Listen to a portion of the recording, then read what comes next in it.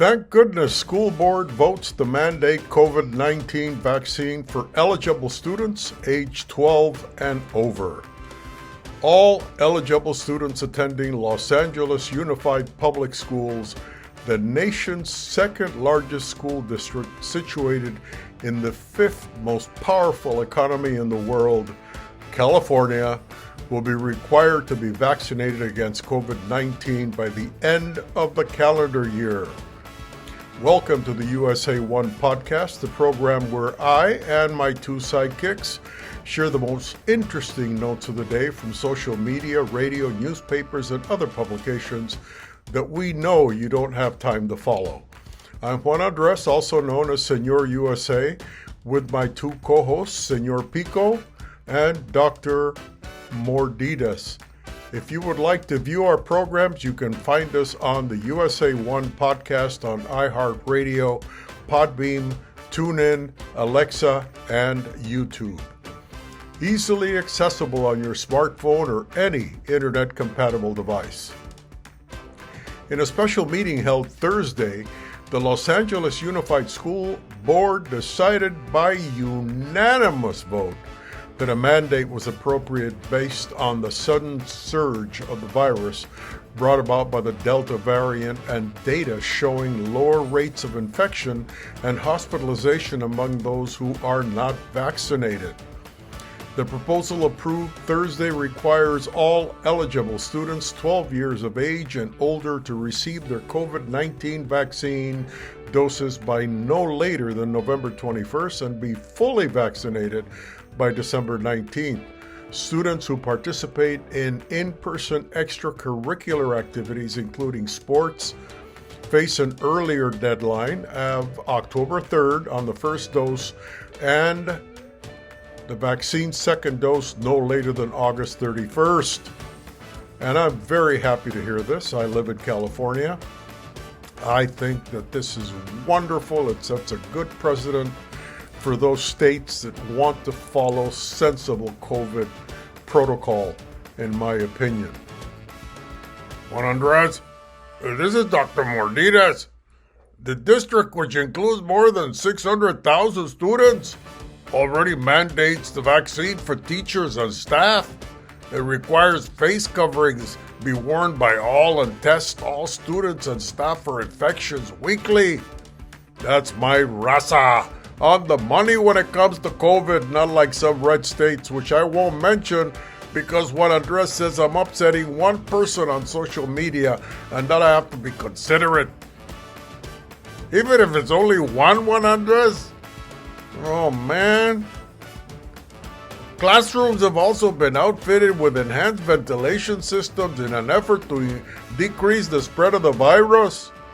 The mandate will apply to all vaccine-eligible students who are attending school in person and would allow those with qualified and approved exemptions to opt out, though the conditions weren't specified. Students who decline the vaccine and have no exemptions can participate in the online independent study program.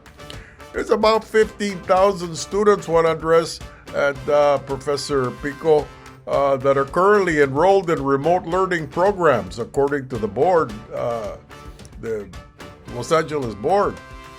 Juan Andres, I did the math, and that's about 2.5% of the 600,000 students on remote learning. So that's pretty good. That's pretty good, not too many. You know, during the meeting, the interim superintendent framed the vaccine requirement as the best way to ensure children can reap the benefits of learning in person. Well, of course. I mean, you know, it doesn't take much to figure out that this is the way to go. For any school district, we gotta protect our kids, I say. Thank you very much, Doctor. As the second largest district in the country, with a richly diverse student population, we know the impact and experiences of COVID-19 are varied amongst our students and our families, and that there are different levels of comfort and discomfort with the vaccine and other COVID-related safety measures, said the interim superintendent of schools. Along with these truths, our charge remains clear to provide students with the best education possible, which includes the many benefits of in-person learning, she said. A California state senator, pediatrician, and district parent advocated for the measure, pushing for community immunity to protect the kids that are too young to be eligible for the vaccine. He praised LAUSD for leading the way and following the science to ensure schools are safe. I agree wholeheartedly. When the schools locked down, I had my 5-year-old in-house learning, and trust me, he couldn't wait to get back to school. And it made a huge difference in his involvement, his caring, the attention he was getting. The difference between online learning and in-school learning is the difference between night and day as far as I'm concerned. Professor Pico, you have something to say? Yes, Juan Andres, while some parents spoke in favor of the mandate, others angrily denounced the proposal. We must be the ones who decide for our children, not the district, not anyone else, admonished the parent. If you want to take our own children to the killing fields, you do it. But you're not the one who should be deciding, she said. When you have your own kids, you can make your own crazy decisions. You know, I can't understand why she's upset. She has the online learning option. The way I see it, if the bigger children are not vaccinated, it increases the risk of the younger, most vulnerable children of getting COVID. For their protection, I think this is a wonderful idea. I don't know why this parent is so upset. A school board member urged the board to support the mandate to return kids to a sense of normalcy, limiting the possibility of closing schools to in-person learning again, as some schools have been forced to do in areas with low vaccination rates. That's not good, Juan Andres. That's not good. It is our moral, ethical, political. It's our responsibility to protect the children under 12 that cannot get protected any other way, said another board member who spoke in favor of the measure, urging all other members to support the proposal as well. Political science is not medical science, added a board member. It would be a mistake not to trust the medical science at this point, because alternative is to do nothing. I agree with this board member. That's not an option, to sit there and do nothing and watch our children get infected.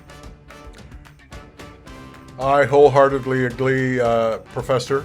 LAUSD, which began school on August 16th, will be the first major school district in the United States to mandate COVID-19 vaccines for its eligible students, and I personally applaud them for that. A smaller district in Los Angeles County, Culver City Unified School District, announced in August it planned to require eligible students to be vaccinated by mid-November. We imagine by second semester our middle school and high school campuses will be absolutely safer than they are today. LAUSD, Los Angeles Unified School District, estimates that at least 150,000 doses will need to be administered, but Los Angeles County has the doses and the capability to undertake the effort. Students who decline to get the vaccine but don't have an exemption can enroll in the district's independent study program, an online resource that already has about 15,000 students who have opted for remote learning for a variety of reasons, said a board member.